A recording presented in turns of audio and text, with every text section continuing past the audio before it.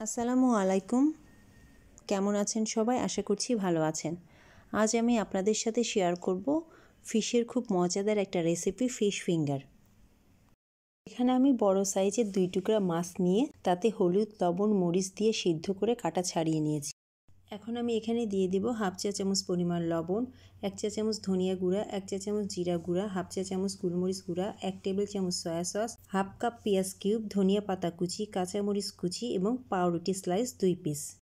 এখানে পাউরুটি বাইন্ডার হিসেবে কাজ করবে, আপনারা চাইলে ময়দা অথবা বেসনও দিতে পারেন। এখন সব কিছু খুব ভালোভাবে মাখিয়ে নেব।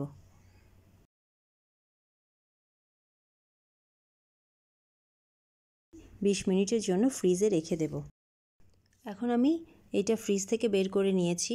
এখন দেখুন এটা আমি একটা ট্রেতে সেট করব। আপনারা চাইলে ট্রে, প্লেট যে কোনো একটা কিছুতে এটা সেট করে নিতে পারেন।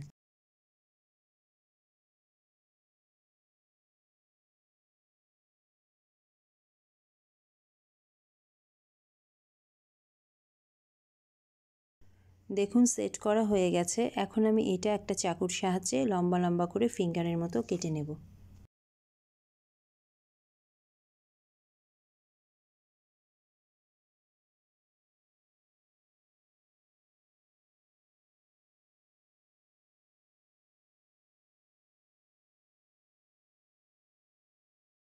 এখন আমি সবগুলো ফিশ ফিঙ্গার ট্রে থেকে প্লেটে তুলে নিয়েছি। এখন আমি এই ফিশ ফিঙ্গারগুলো একটা একটা করে প্রথমে ময়দা, এরপর ডিম, এরপর ব্রেড ক্রাম্বসে গড়িয়ে নেব।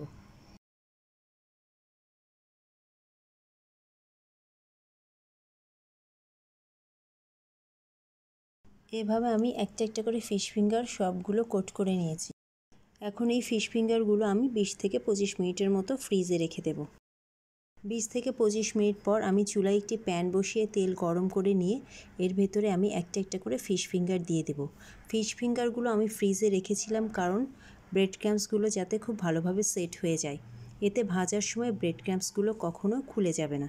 এখন এই ফিশ ফিঙ্গারগুলো আমি উল্টিয়ে দেব যাতে দুই পাশ খুব ভালোভাবে ভাজা হয়ে যায়।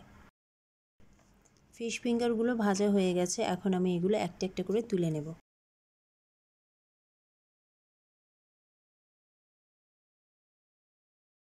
এই ফিশ ফিঙ্গারগুলো খেতে এতটাই মজা হয় যে আপনি যদি একবার বাসায় বানিয়ে নেন তাহলে কখনো আর বাহির থেকে কিনে খেতে চাইবেন না। আজকের এই রেসিপিটি আপনারা অবশ্যই বাসায় ট্রাই করবেন এবং আমার চ্যানেলটি লাইক, শেয়ার এবং সাবস্ক্রাইব করবেন। এতক্ষণ সাথে থাকার জন্য সবাইকে অসংখ্য ধন্যবাদ। আল্লাহ হাফেজ।